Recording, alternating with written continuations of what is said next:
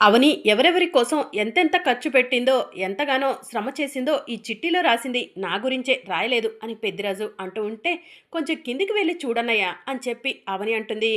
ఇక పెద్దిరాజు పేపర్ని కిందికి తీసి చదువుతూ ఉంటాడు. అమ్మ అవని రాసుంది అని చెప్పి పెద్దిరాజు అంటూ ఉంటాడు. నీ కూతురు కావ్య ఆత్మహత్య చేసుకోవాలనుకున్నప్పుడు తన్ని కాపాడానన్నయ్య. అందుకుగాను 2 లక్షలు. అలాగే నువ్వు పేకాట ఆడి పోలీసుల దగ్గర ఇరుక్కుంటే నిన్ను పోలీసుల నుంచి విడిపించాను. అందుకుగాను 2 లక్షలు, మొత్తం 4 లక్షలు అని అవని చెప్తూ ఉంటుంది. కానీ ఇక్కడ 2 లక్షలే రాసిందమ్మా అని పెద్దిరాజు అంటూ ఉంటే, అన్నయ్య ఆ ఇంట్లో నా గురించి మంచిగా ఆలోచించేది మీరు కాబట్టి మీకు 2 లక్షలు డిస్కౌంట్ ఇచ్చేస్తున్నాను అని చెప్పి అవని చెప్తూ ఉంటుంది. ఓహో అని చెప్పి పెద్దిరాజు అంటూ ఉంటాడు. ఇప్పుడు మాట్లాడండిరా. అవనికి డబ్బు ఇస్తానని వచ్చారు కదా! అవని ఎవరెవరికి ఎంత ఖర్చు పెట్టిందో వివరంగా చెప్పింది కదా! ఇప్పుడు అవనితో మాట్లాడండి. నాలాంటి వాడంటే ఎలాగో మీతో మాట్లాడలేవళ్లే కానీ, అవని లాంటిదైతే గనక మీ అందరికీ బాగా సమాధానం చెప్తుంది అని చెప్పి ప్రసాదరావు అంటూ ఉంటాడు. అమ్మ అవని, ఈ చిట్టీలో మాయ ఈ ఇంటి కోడలవ్వాలనుకున్నప్పుడు కుటుంబం అందరినీ కూడా కాపాడావు. అత్తయ్య గారు చావు బతుకుల మధ్య ఉంటే ప్రసాదం తయారు చేసి అత్తయ్య గారిని కాపాడావు. దాని గురించి రాయలేదేంటమ్మా? ఆ ఖర్చు కూడా రాయొచ్చు కదా అని పెద్దిరాజు అంటూ ఉంటాడు. నేను చేసిన ప్రతిదీ కూడా రాసుంటే మీరంతా నాకు ₹1,00,00,000 చెల్లించాల్సి ఉంటుంది. అంత మీరు ఎలాగో ఇచ్చుకోలేవర్లే అని నేనే తగ్గించి తగ్గించి రాశాను. ఏంటి బావగారు, నాకు మామయ్యను సాధినందుకు 25,000 ఇస్తానని వచ్చారు కదా! నాకు ఇవ్వాల్సింది 25,000 కాదు. చిట్టీలో ఉన్న లెక్కల ప్రకారం 25,00,000 ఇవ్వాలి. తీసుకురాపో, నిమిషాల్లో వెళ్ళి తీసుకురా, నేను ఇక్కడే ఉంటాను. తీసుకొచ్చి నా మొహం మీద విసిరి కొట్టు, సంతోషంగా తీసుకుంటాను. పెద్ద మగాడొచ్చాడు, మామయ్య ఖర్చు కంట 25,000 నా మొహాన విసిరి కొట్టడానికే అని చెప్పి అవని అంటుంది. అవని మౌనంగా ఉందంటే ఏదో బాంబు పేలుస్తుందని అనుకుంటూనే ఉన్నాను. అనుకున్న విధంగానే బాంబు పేల్చింది అని చెప్పి పెద్దిరాజు అంటూ ఉంటాడు. అయినా మీరు కూడా ఏంటి మోయ, నేను మీ ఖర్చుకి డబ్బు కావాలని అడిగానా? మీరెందుకు ఆ ఇంటికి వెళ్ళారు అని చెప్పి అవని అడుగుతూ ఉంటుంది. అది కాదమ్మా, రాత్రి నువ్వు అక్షయ మాట్లాడుకుంటున్న మాటలు విన్నాను. నువ్వు ఒక్కదానివే ఒంటరిగా కష్టపడుతుంటే నీకు ఎంతో కొంత సహాయం చేద్దాం అనుకున్నాను. అందుకే వెళ్ళానమ్మా అని ప్రసాదరావు చెప్తూ ఉంటాడు. నాకు మీరు ఆ ఇంటి నుంచి డబ్బు తీసుకొచ్చి ఎప్పుడు కూడా ఇవ్వాలని అనుకోవద్దు మోయ. ప్లీజ్, నేను ఆ ఇంటి నుంచి ఏదో ఒకటి తీసుకోవాలి, నాకు దక్కాలని నేను ఎప్పుడూ కూడా కోరుకోవట్లేదు మోయ. నేను అనుకుంటున్నదల్లా ఒకటే, ఆ ఇల్లు, ఆ కుటుంబంలో వాళ్ళందరూ కూడా సంతోషంగా ఉండాలని. వాళ్ళ కోసం నేను ఏమైనా చేస్తూనే ఉంటాను అని చెప్పి అవని అందరి సమక్షంలో చెప్తూ ఉంటుంది. ఏంటి బావా, అప్పు తీర్చేస్తావా? నీతో మాట్లాడాలి కానీ లోపలికి రా అని చెప్పి అవని అంటుంది. ఇక శ్రీకర్ ఏం మాట్లాడకుండా లోపలికి వెళ్తాడు. ఏంటి శ్రీకర్ గారు, ఇంకా షాక్లోనే ఉన్నారు అని చెప్పి అవని అడుగుతూ ఉంటుంది. నన్ను లోపలికి ఎందుకు తీసుకొచ్చావో చెప్పు అని శ్రీకర్ అడుగుతూ ఉంటాడు. కొన్ని కొన్ని ఆ చిట్టీలో రాయలేనివి ఉన్నాయి బావగారు, వాటి గురించి లెక్కలు తెచ్చుకుందామని పిలిచాను అని చెప్పి అవని అంటుంది. ఇంకేం లెక్కలున్నాయి అని శ్రీకర్ అంటూ ఉంటాడు. నన్ను ప్రేమించి నా మెడలో తాళి కట్టి మీ ఇంటికి తీసుకొచ్చావు. ఆ తర్వాత ఎన్నోసార్లు నన్ను బైక్ మీద ఎక్కించుకొని కారులో ఎక్కించుకొని తిరిగావు. ప్రేమగా దగ్గరికి తీసుకున్నావు, కౌగలించుకున్నావు, ముద్దులు పెట్టావు.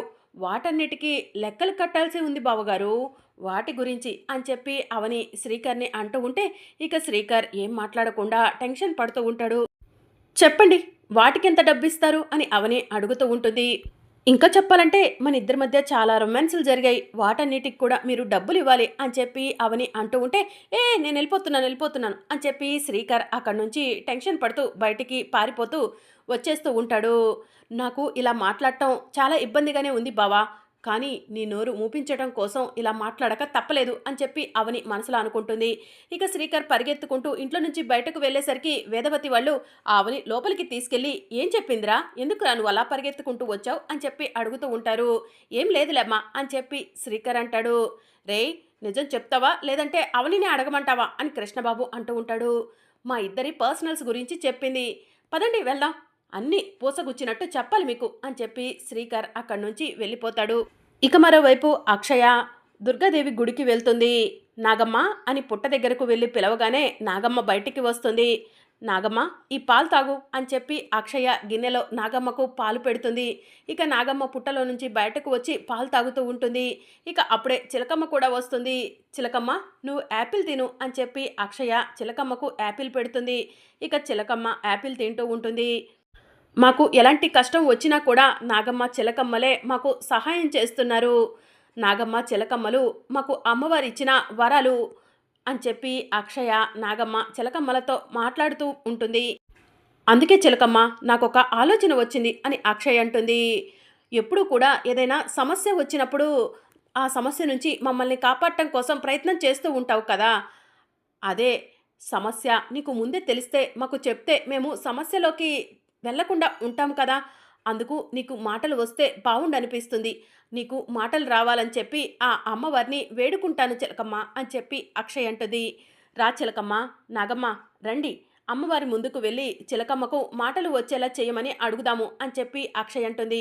ఇక అక్షయ, నాగమ్మ, చిలకమ్మ అందరూ కలిసి అమ్మవారి ముందుకు వెళ్తారు.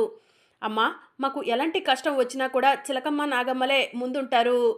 కానీ సమస్య రాబోతుందని నాగమ్మ చిలకమ్మలకు తెలిసినా కూడా మాకు చెప్పలేవరు కదా, అందుకే చిలకమ్మకు గొంతు వచ్చేలా చెయ్యమ్మా, చిలకమ్మ మాట్లాడేలా చెయ్యమ్మా అని చెప్పి అక్షయ దుర్గాదేవిని అడుగుతూ ఉంటుంది. ఇది నా స్వార్థంతోనే అడుగుతున్నానని అనుకోకు, చిలకమ్మతో మాట్లాడాలని నాతో మాట్లాడాలని చిలకమ్మకు కూడా ఉంటుంది. ప్లీజ్ ఈ ఒక్కసారికి నా కోరిక తీర్చమ్మా అని చెప్పి అక్షయ అమ్మవారిని అడుగుతూ ఉంటుంది. ఏమ్మా నా పైన నీకు కనికరం కలగట్లేదా, చిలకమ్మకు మాటలు వచ్చేలే చెయ్యట్లేదు, నీ కుంకుమ తీసుకెళ్ళి చిలకమ్మకు పెడతాను అని చెప్పి అక్షయ అమ్మవారి కుంకుమ తీసుకెళ్ళి చిలకమ్మకు పెట్టి, చిలకమ్మ అమ్మవారి కుంకుమ పెట్టాను కదా నీకు మాటలు వస్తాయి, జై భవానీ అను అని చెప్పి అక్షయ అంటూ ఉంటుంది. ఇక చిలకమ్మ అలానే చూస్తూ ఉంటుంది.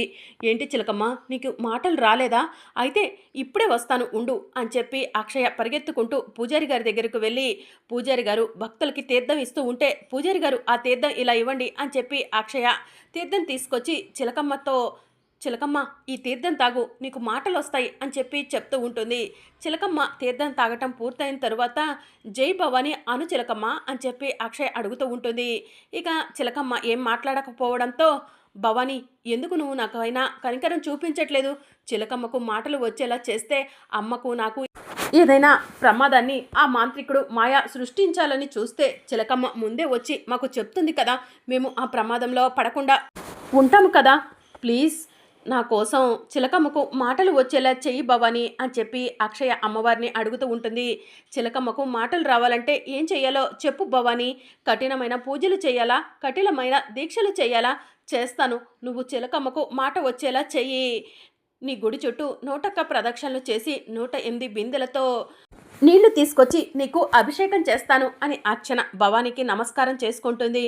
ఇక అక్షయ అమ్మవారికి నమస్కారం చేసుకొని గుడి చుట్టూ ప్రదక్షిణలు చేస్తూ ఉంటుంది. ప్రదక్షిణలు చేయడం పూర్తవగానే బిందె నిండా నీళ్లు తీసుకొచ్చి అమ్మవారికి అభిషేకం చేస్తూ ఉంటుంది. ఆకాశంలో మెరుపులు వస్తూ ఉంటాయి, ఉరుములు వస్తూ ఉంటాయి. అమ్మవారు ప్రత్యక్షమవుతుంది. అమ్మవారు ఒక శక్తిని చిలకమ్మ దగ్గరకు పంపిస్తుంది. అప్పుడు చిలకమ్మ అక్షయ అక్షయ అని చెప్పి పిలుస్తూ ఉంటుంది.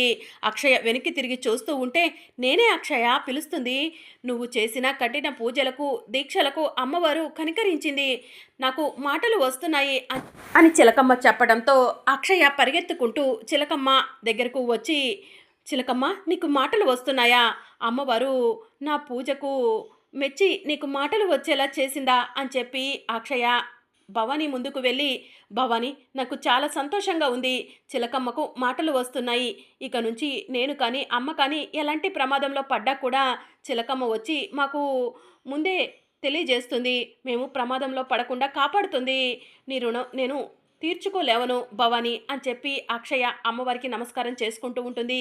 చిలకమ్మ ఈ విషయం అమ్మతో చెప్తాను అని చెప్పి అక్షయ అంటూ ఉంటే, అవనమ్మతో మాట్లాడాలని నాకు కూడా ఉంది అక్షయమ్మ, ఇక మీదట అవనమ్మతో నీతో రోజు మాట్లాడుతూ ఉంటాను అని చిలకమ్మ చెప్తూ ఉంటుంది. సరే చిలకమ్మ అని చెప్పి అక్షయ్ అంటుంది. మరోవైపు మాంత్రికుడు పూజలు చేస్తూ ఉంటాడు. మాయ మాంత్రికుడి దగ్గరకు వెళ్తుంది. ఏంటి మాయా ఇలా వచ్చావు అని సామి అడుగుతూ ఉంటాడు. గతంలో కూడా మనం ఇలాంటి క్షుద్ర పూజలు ఎన్నో చేశాము, ఎన్నో శక్తుల్ని సాధించుకున్నాము, కానీ ఎలాంటి ఫలితం లేదు. ఇప్పుడు మళ్ళీ నువ్వు ఇలాంటి పూజలు ఎందుకు చేస్తున్నావు సామి అని చెప్పి మాయ అడుగుతూ ఉంటుంది. అదేంటి మాయ అలా అంటున్నావు, పోగొట్టుకున్న శక్తులను తిరిగి సంపాదించడం కోసం మళ్ళీ పూజలు చేస్తున్నాను అని చెప్పి సామి చెప్తూ ఉంటాడు. మనం ఎంతో కష్టపడితేనే ఆ శక్తులు మన దగ్గరకు వచ్చాయి. ఆ శక్తులు మళ్ళీ ఎందుకు మన నుంచి దూరమయ్యాయా అని నేను ఒక బుక్ చదివాను. ఆ బుక్కులో ఏమి రాసుందంటే, నరబలి ఇవ్వాలని రాసి ఉంది సామి. నరబలి ఇస్తే కనుక మన శక్తులు మనకు తిరిగి వస్తాయంట అని చెప్పి మాయ చెప్తూ ఉంటుంది. నరబలే కదా, ఇచ్చేద్దాం మాయ అని చెప్పి సామి అంటూ ఉంటాడు. ఎవరో మనుషుల్ని తీసుకొచ్చి బలి ఇవ్వటం కాదు సామి, నిన్ను బలి ఇవ్వాలి అని చెప్పి మాయ చెప్తూ ఉంటుంది. ఇక సామి ఆలోచిస్తూ ఉంటాడు. ఏంటి సామి ఆలోచిస్తున్నావు? మన అమ్మవారు నన్ను బలిదానం ఇవ్వమని అడుగుంటే సంతోషంగా నేను బలైపోయేదాన్ని. నువ్వు ఇంతలా ఆలోచిస్తావని అనుకోలేదు. మన సామ్రాజ్యం కోసం, మనం మన జాతిని నిలబెట్టుకోవడం కోసం ఈ మాత్రం చెయ్యలేవా సామి అని మాయ అడుగుతూ ఉంటుంది. మాయ, నువ్వు చెప్పింది కరెక్టే. ఆ అమ్మవారు నన్ను బలి తీసుకుంటే నీకు మంచి జరుగుతుంది అంటుంది కాబట్టి నేను బలి అవ్వటానికి సిద్ధంగా ఉన్నాను అని చెప్పి మాంత్రికుడు తన శక్తితో ఒక కత్తిని రప్పిస్తాడు. ఆ కత్తిని మాయకు విసిరేసి, ఇదిగో మాయ, ఈ కత్తి తీసుకొని నా తల అడ్డంగా నరికేసేయి, ఆ అమ్మవారికి నన్ను బలిచ్చేసేయి అని చెప్పి స్వామి చెప్తూ ఉంటాడు. ఇక మాయ కత్తికి నమస్కారం చేసుకొని, గురువు అంటేనే చాలా గొప్పవాడు, పాఠాలు బోధించినట్టుగా అన్ని విషయాల్లోనూ నాకు తోడుగా ఉన్నావు, తండ్రి కంటే ఎక్కువగా నన్ను చూసుకున్నావు, నా చేతుల్లో నీ చావు రాసి పెట్టి ఉండటం నాకు బాధగా ఉంది. నువ్వు మళ్ళీ మన గూడెంలోనే జన్మించాలని మనస్ఫూర్తిగా కోరుకుంటున్నాను సామి అని చెప్పి మాయ ఖడ్గం తీసుకొని సామిని నరకటానికి సిద్ధపడుతుంది. మరి అప్కమింగ్ ఎపిసోడ్లో మాయ నిజంగానే సామిని నరికేస్తుందా? ఏం జరగనుందో తెలుసుకోవాలనుకుంటున్నారా? అయితే ఛానల్ను సబ్స్క్రైబ్ చేసుకొని సపోర్ట్ చేయడం మర్చిపోకండి. Thank you for watching.